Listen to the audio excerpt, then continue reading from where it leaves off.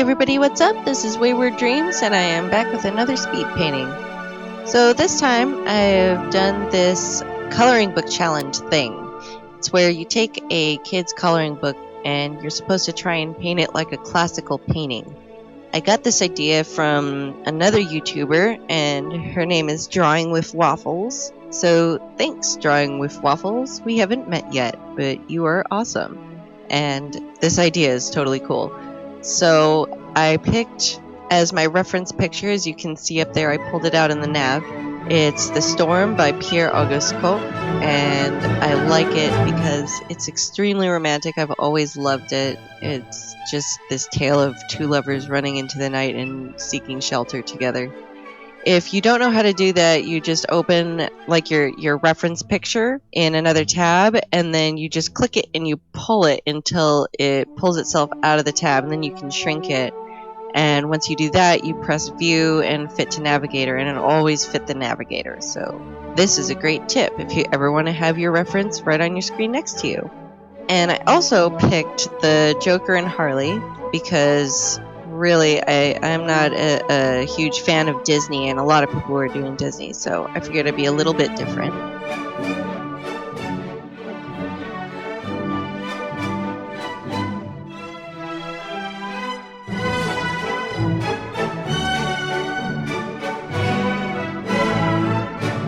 If you don't know my husband and I in person, we're often called Joker and Harley. We're not called that because we're every other schmo that dresses up like them and goes to a con or anything like that.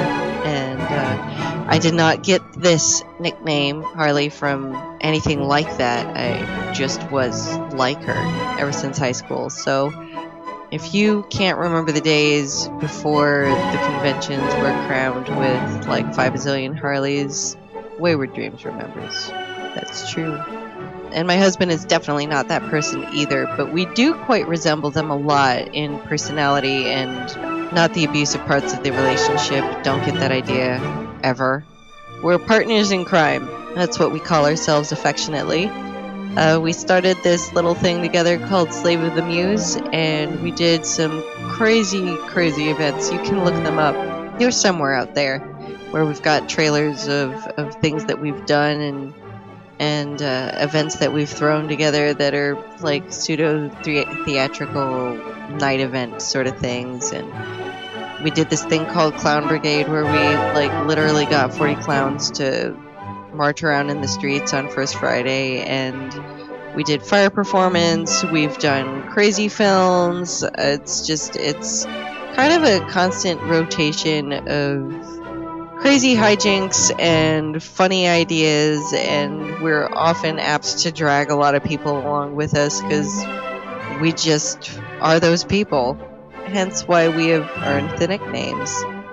Long story short, I love Aaron very much, and we're always into the craziest stuff together, even when we're not and we're just playing stupid things like Skyrim to keep us busy. We're always partners in crime, which makes me very happy.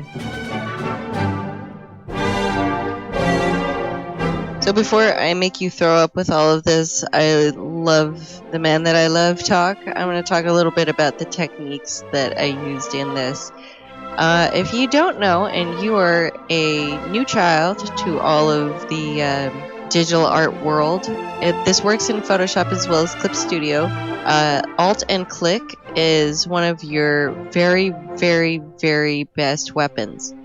So I've got that other painting pulled up in the navigator, right? And some of that is so that I can use it as reference, and the other part of that is so that I can alt click it. And what that does is wherever I hover my stylus and hold down alt and push down, I can actually eyedropper that color. So it's really fast, and you don't have to even think about getting out your eyedropper or anything like that. That's too distracting. Just press Alt and click, and you can effectively make a palette from something else without actually like tracing it or robbing it or something like that. So you can achieve the same feel or style from another piece just by alt clicking the color palette. Great trick.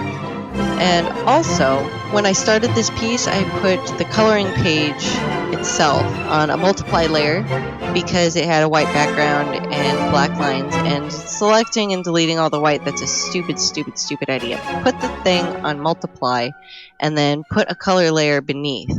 And you'll notice that I didn't start in my usual black and white for that. The reason why is because I was trying to do this like a classical painting and like I only had the colors that I was working with. Instead of cheating, I decided that I was going to do it that way. Wait, full stop. That's not cheating doing the black and white thing. That's usually smart doing digital art. But I was just trying to adhere to the classical notion of it. So anyway, it's the reverse of traditional art in that you put it below the layer that it has the line work. And when you're happy with all of your blobs of color, because that's essentially what you did, is throw down a bunch of blobs in different places and hope to God that it looked about right. You combine all of the layers and then you use like smooth watercolor, or you use paint and apply, or just the watercolor brush. Well, I mean, even the oils work too. I just end up using like the watercolors a little bit more often. But you use those and you start smoothing out the lines. You paint over them where you want to. You just can like pull them around as you see fit. And then you've got a much more natural looking piece than were you to just try and color in the line work and then leave it as such, almost like a comic book. Because that doesn't really achieve the goal of the whole paint it like a classical painting thing. So I would really encourage you to find some very natural looking brushes to mess with your background and make sure that things can blend well unless you really want a sharp edge. And yeah, go nuts. There's lots of free assets out there, whether you're working in Photoshop or Clip Studio, so make sure to make use of them, as long as they're not like the cheaty cheat kind, which I have a few of them for non-cheaty reasons, and I will talk about those later. You know, if they're not the cheaty ones, then, you know, go ahead and take them and see what they can do. Use them in ways that people would not expect you to use them, and you will be so surprised at what you can turn out. So, long story short, I really think that this is a great exercise to practice your painting skills without needing to worry about the line work first. So,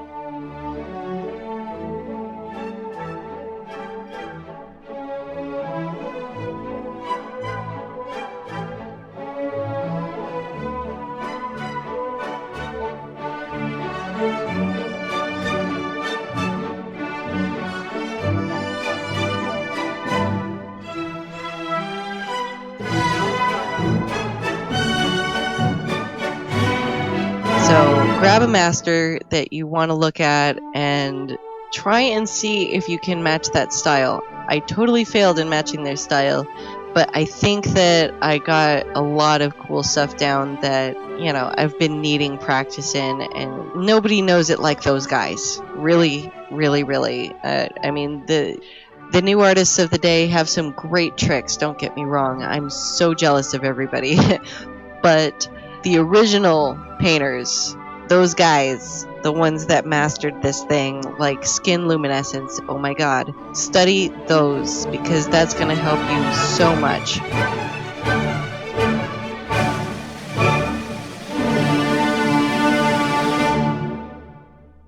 Alright, I think that turned out fairly well. You could always be better, but it was great practice.